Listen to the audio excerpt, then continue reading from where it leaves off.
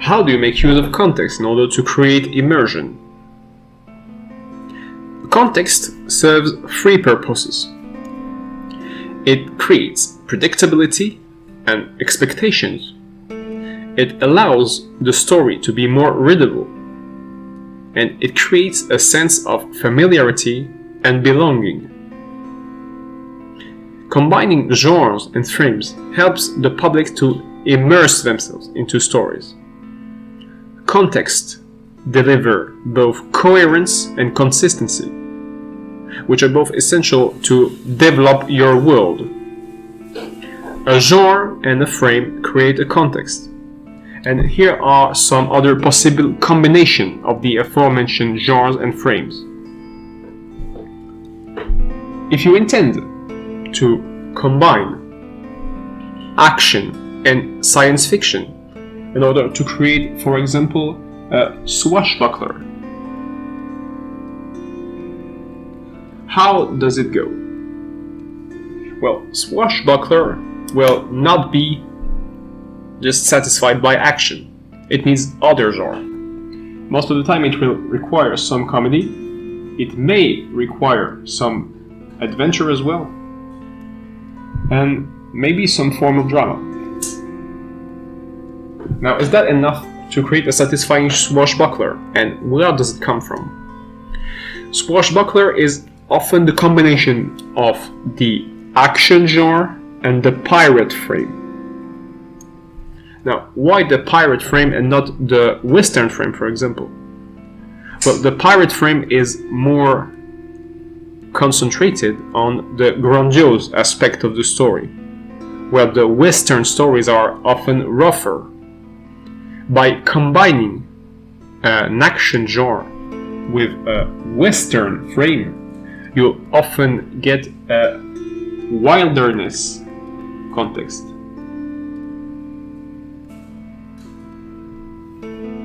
Now, what does wilderness require? It may benefit from comedy, but it especially requires some form of adventure. It may require some form of horror, since now you're in an environment that the characters don't know. It may be lengthy and require some form of saga. But really that's up to the story you're telling.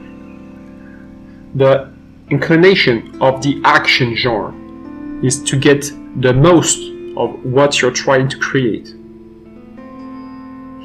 Now, if we restart from there. What if you want to create a farce? Now, what's a farce? Farce is the combination of fantasy and comedy. Where does that leave us? And what do you need in a farce? Farces are often absurd, and they can therefore benefit from both drama and horror. Do you need some action in the farce? Probably. Do you want strong emotions? Do you need some adventure in a farce? Not really, because you can create them in a very limited setting with a very limited amount of characters. So they don't really need to be outside or in large environments, and they don't really need to be lengthy in any way. What if you want to create a burlesque now? What's burlesque? Burlesque is also a combination with comedy and another frame. In this case, it's mystery. So how do you represent burlesque?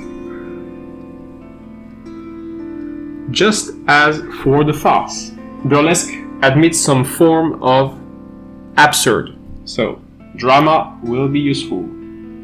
Horror can be useful, but less than drama, since it can be distracting. Adventure, it's still not absolutely necessary. And so does action. Now, what's the effect of saga and the stretching effect of a saga on a burlesque? You have to answer one question to get the answer. Do you want to spend a lot of time in an absurd world? If yes, add the possibilities of saga, because you have the potential to create something deep and complex.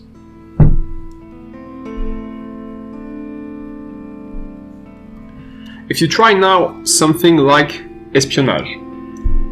Now, what's espionage? Spy stories, or mercenary stories to some extent, but let's figure out it's spy stories for now. Require a multiplicity of environment, so adventure is absolutely essential here. Some form of action will be required, and you may benefit from some comedy, but not much more than, for example, both burlesque and farce. Here, comedy is something to include in moderation, because it can be distracting. So is horror. You want to skip on horror in this case, because horror will be highly distracting. Should it be long? It can be a series, so you can add some saga. And does it need drama? Well, in most cases it does, because the implications of an espionage story are often large and in the long term. Now let's try another genre. What if you want to create a dark fantasy? But what's a dark fantasy? It's often opposed to high fantasy. And the two genres are treated in conflict. But they really depend on common symbols, common kinds of monsters, common kinds of settings, and common kinds of characters. Now, where is dark fantasy different from high fantasy? Well, dark fantasy often require a higher degree of horror and drama.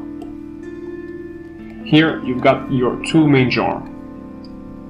Dark fantasy tends to be more inclined to accept a higher degree of action, because here action is directly dependent on drama as well as horror.